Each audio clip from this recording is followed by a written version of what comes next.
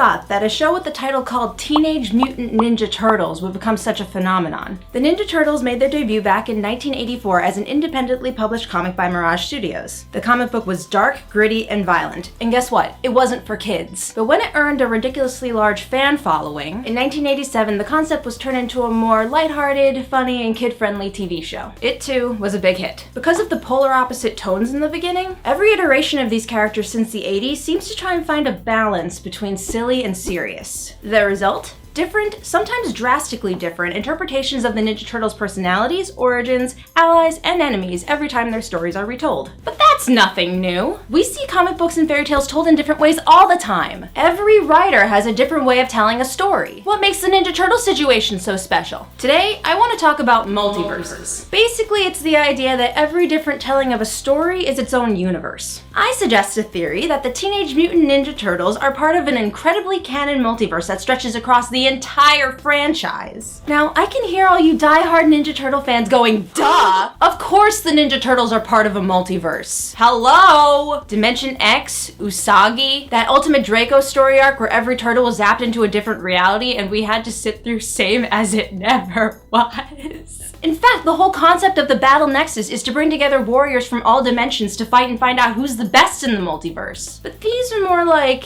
in-universe multiverses. I'm talking about multiverses that span across different series. With the existence of crossovers like Turtles Forever and Nickelodeon's recently aired episode Trans-Dimensional Turtles, I believe that these crossovers aren't just fan service, they're totally canon.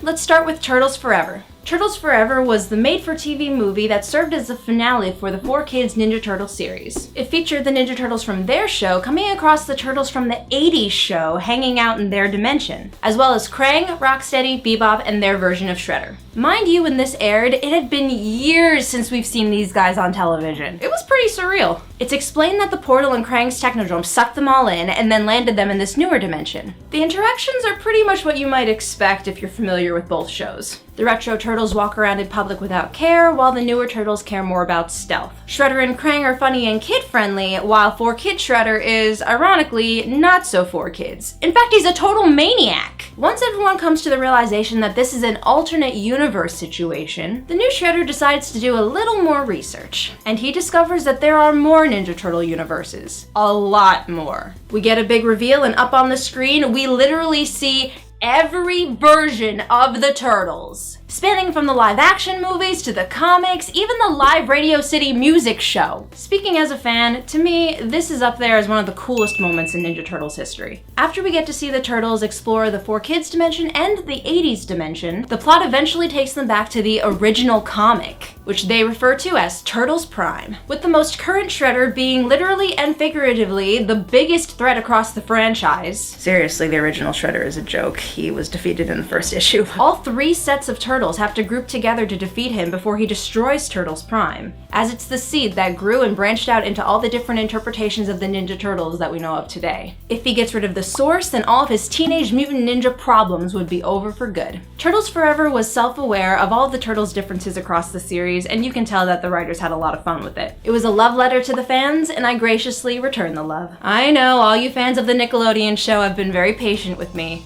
Let's talk about Trans-Dimensional Turtles. Correct me if I'm wrong, but it sort of seems like Nickelodeon's trying not to acknowledge the existence of the 4Kids series. It could be a contract or a copyright, I don't know. So here we have another crossover with the 80s Turtles, this time with the brand new Ninja Turtle series currently airing on Nickelodeon. Like I said, it's kind of the same plot, but squished into 20 minutes. We get one set of Turtles dropping into another dimension, and the 3D Turtles meet the 2D Turtles. The 2D group explains that someone is out to destroy both of their realities, and more. Instead of Shredder, this time it's Krang. So they recruit the 2D Turtles for help. Together they follow Krang into each universe he targets to stop him, and pretty much the same Turtles Forever style hilarity ensues, as the old Turtles are far less serious than the new ones. Although the old Turtles this time have a little more integrity. The other specials seem to favor the 4Kids Turtles until the comic Turtles put them in their place. Oh yeah, they show up here too. And you know what else? It's referred to as Turtles Prime. Wait, I'm sorry. The primary turtle reality. Give me a break.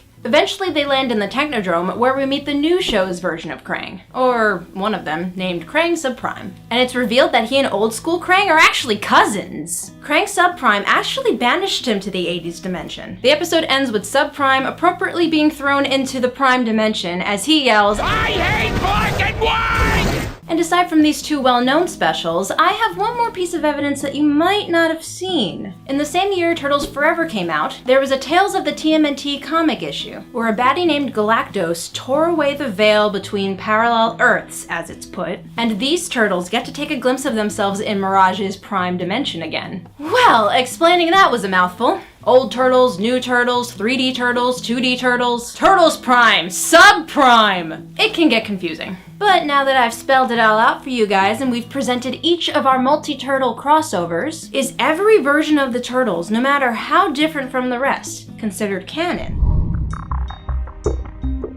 I mean, I came up with the conspiracy for this video, so I personally think it's canon. I mentioned a place called the Battle Nexus earlier. To reiterate, the Battle Nexus is a central location in the Ninja Turtles multiverse, where the Mirage comic itself, the almighty Turtles Prime universe, canonically explained that you can meet yourself from a parallel reality. Many comic book series in particular have their fair share of crossovers. In most cases, they're considered non-canon. Do we know which ones are and which aren't? If you have one in mind, you can probably Google it and see if the writers have said anything about the subject. So for this theory, that's what I did. I actually had a way to contact Brandon Auman, who is the executive producer and the head writer over at Nickelodeon for the current Teenage Mutant Ninja Turtles TV series. I sent him a message and he responded with, and I quote, "Transdimensional was definitely canon. The Turtles and Subprime have often talked about the 10 dimensions. To my mind, each one of those is actually a different turtle reality, with the primary dimension being number 1. It doesn't get much more legit than that." Well, maybe it would, if I were able to contact Kevin Eastman or Peter Laird, the original creators of the Turtles. But however, Mirage sold the rights to Nickelodeon back in 2009, which means they call the shots right now, bringing me to say that my first cartoon conspiracy is confirmed!